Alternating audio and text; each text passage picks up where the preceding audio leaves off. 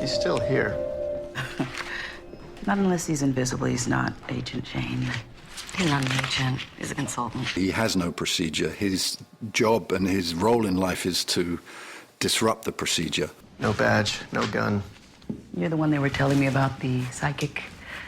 Sorry, Gandalf. In our own bumbling way, we did look around pretty good. He's not here. He's here.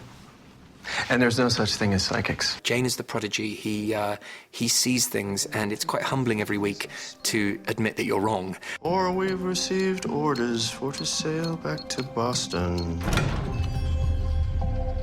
And so nevermore shall we see you again. So I'm trying to empower everyone to think outside of the box in a world that is very much within the box. I'd like you to raise your hands above your heads like this. Teresa is somebody who sort of believes in the system and believes in the book and, you know, living by the book, and that's, you know, the way it goes, and that's what works. And he's somebody who's a complete nonconformist, who's he does everything he can to break the rules. One of you here killed Cara Palmer and abducted Nicole Gilbert. I want that person to lower their right hand now. Okay. Usually gets a hit. Forget I even spoke.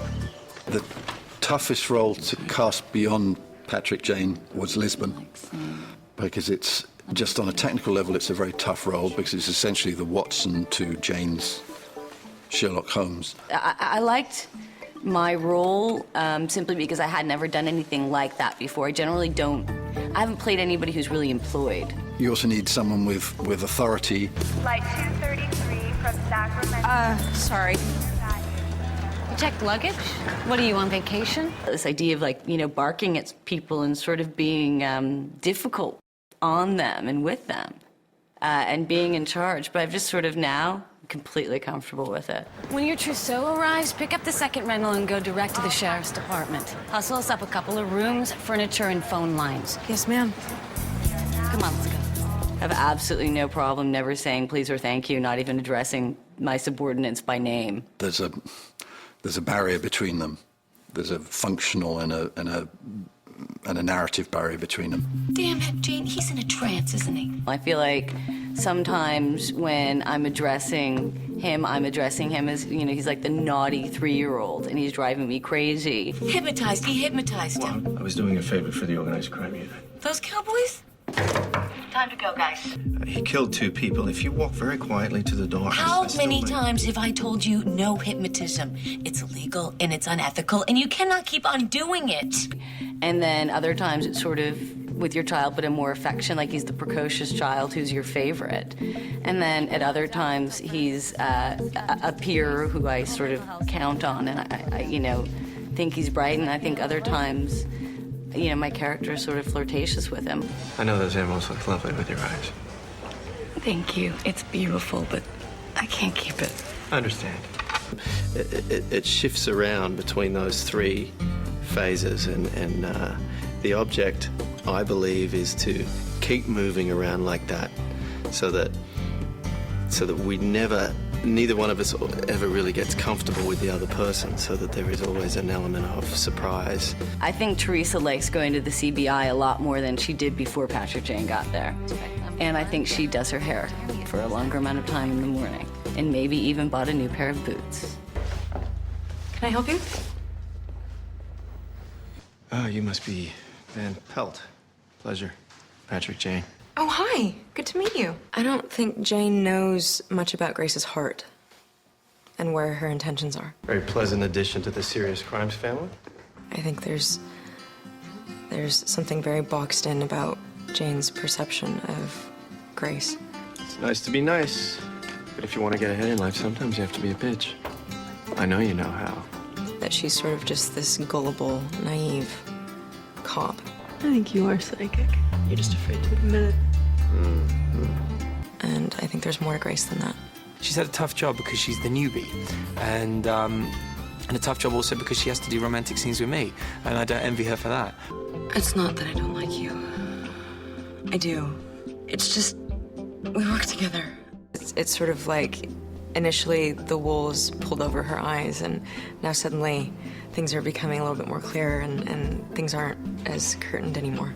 I've been here nearly 6 months now, half a year. What do you want, half a cake? I want to take lead on this interview.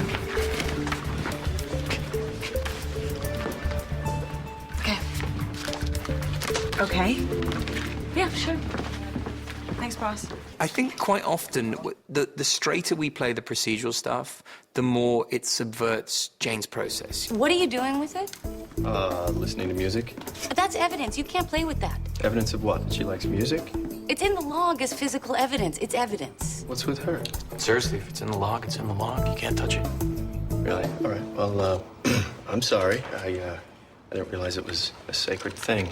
I'll put it right back. You know, I think the whole dynamic of the show relies on us being very, you know, being extremely cop-like to be able to be subverted by him. If the lover had done it, he'd have been closer to the victim, and he wouldn't have had to shoot as many times.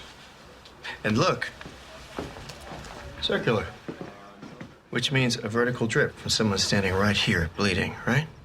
Not spatter from the victim. You're a forensics expert now. I think that there are moments where each one of us in turn have surprised him. I think all the characters hold their own secrets. I mean, nobody walks around, you know, stone-faced and very straight all the time. We have a name. He's not a suspect. Who is he? I'm not at liberty to say. I want his name. You can't have it.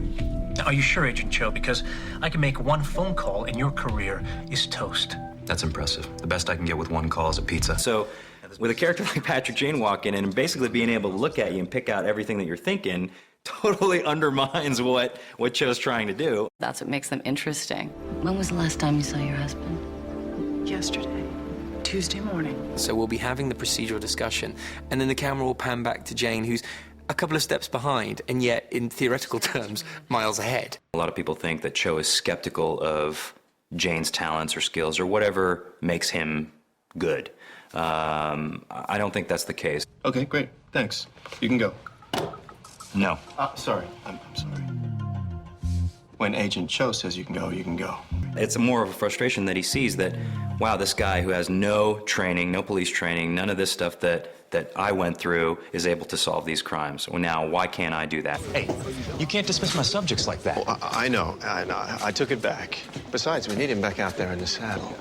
You will agree with me 100% when I explain to my theory, my little plan.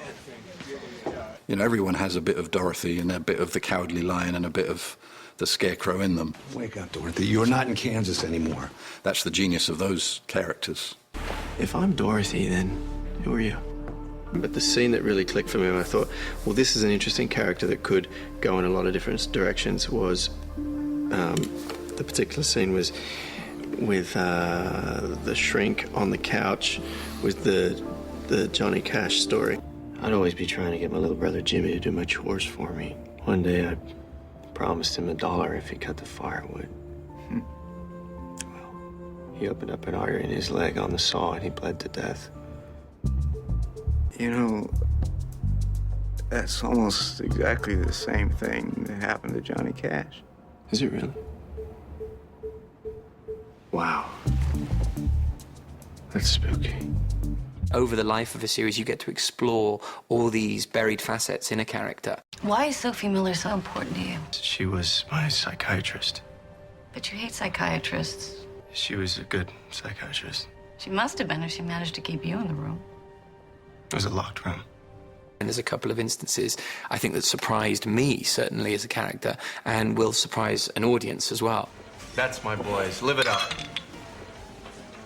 It's a show about someone with a tragic past who is nevertheless positive and almost joyful in his search for meaning in his life. Hey, can you believe he fell for that old cell phone gag? Old cell phone gag? I invented that right there and then. Rather brilliantly, I thought. Oh, please. I've seen that done 12 times. What do you mean, where? On TV. Oh, on TV. Well, anything can happen on TV. The question is, where have you seen that done in real life?